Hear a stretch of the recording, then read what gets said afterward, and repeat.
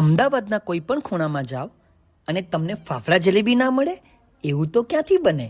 હું પહોંચી ગયો મંડળ લઈને નારાયણપુરા વિસ્તારના એસી 4 રસ્તા પર આવેલા રઘુવંશી ફરસાણમાં.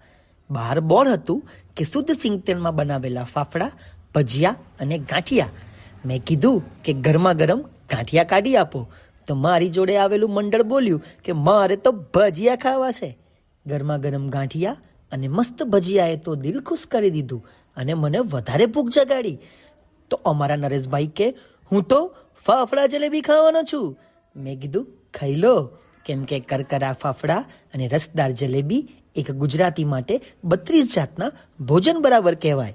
ગાંઠિયા, ભજીયા, ફાફડા, જલેબી એની સાથે ગરમા ગરમ ફૂલેલી પૂરી અને મસાલેદાર ભાજીનું આ કોમ્બો જરૂરથી ટ્રાય કરજો.